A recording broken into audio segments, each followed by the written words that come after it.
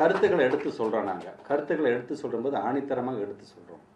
ஆனால் சில நேரம் ஒரு அநாகரிகமான முறையில் வந்து அதற்கான பதிலை சொல்லக்கூடியவர்கள் அவர்கள் இருக்கிறார்கள் என்று சொல்லும் பொழுது நீங்கள் ஒன்றும் பயப்பட தேவையில்லை, நீங்கள் வந்து கோவப்பட தேவையில்லை. ஏன்னா நம்ம சரியான பாதையில் போகிறோங்கிற அர்த்தம். அதனால தான் என்னடா நம்ம எது சொன்னாலும் அவன் கவுண்டர் கொடுக்குறான், அவன் கொடுக்குற கவுண்டர் கரெக்டாக இருக்கே, நம்மகிட்ட அந்த தரவே இல்லையே, அவங்க பாட்டு என்ன பிடிச்சி இங்கே தலைவன் போட்டு இங்கே உட்கார வச்சு என்னை கொட்டுன்னு கொட்டுறாங்களே எல்லாம் சேர்ந்துக்கிட்டுன்னு ஒரு பயம் வந்துருச்சு. அதனால் நான் என்ன பேசுகிறோன்னே தெரியாமல் பேசிகிட்டு இருக்கிறாரு.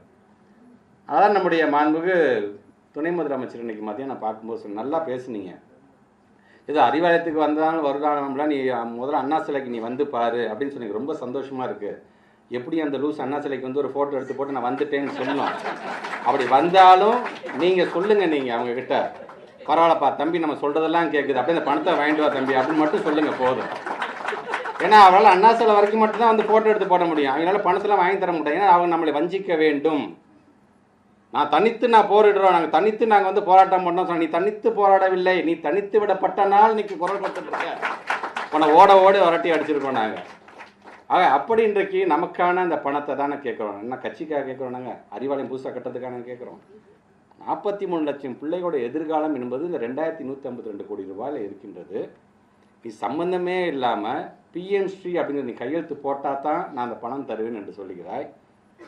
பிஎம்ஸ்ரீ என்பது தரமான கல்வியை தர வேண்டும், அதற்காகத்தான் நாங்கள் சொல்கிறோங்கிற. சரி, தரமான கல்வி தரன்னு சொல்கிறியா, இல்லை வேறு என்னென்ன சரத்துக்கெல்லாம் இருக்குன்றது நீங்கள் போய் அதை போய் பார்த்தீங்கன்னா ஒன்றும் இல்லை, ஒட்டுமொத்தமாக என்இபி அப்படியே உள்ளே கொண்டு வந்துடுற.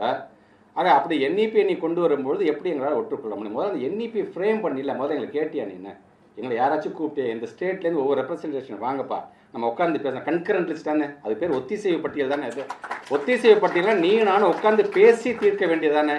நீ பாட்டு எந்த ஒரு எஜுகேஷனலிஸ்ட்டும் இல்லாமல் நீயா ஒரு ஆளுங்க ஒரு குரூப்பை வச்சு போட்டுட்டு இன்றைக்கி என்இபியை நாங்கள் உருவாக்கிட்டோம் என்று நீ சொல்லுகிற. அது டிராஃப்ட் டேர்மில் இருக்கும் பொழுதே நம்முடைய மாண்புக்கு தமிழ்நாட்டு முதலமைச்சரை பொறுத்த வரைக்கும் அதுக்கு எதிர்ப்பு தெரிவித்தார்.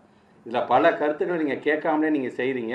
ஏன்னா 2016 முத்தமிழர் கலைஞர் சொல்லும் பொழுது இதில் யாருங்க நீங்கள் வந்து எஜுகேஷனிஸ்ட் இருக்காங்க, யாருமே இல்லாமல் நீங்கள் எப்படிங்க இதை ஃப்ரேம் பண்ணுறீங்க என்று கேட்டவர் முத்தமிழர் கலைஞர் அவர்கள்.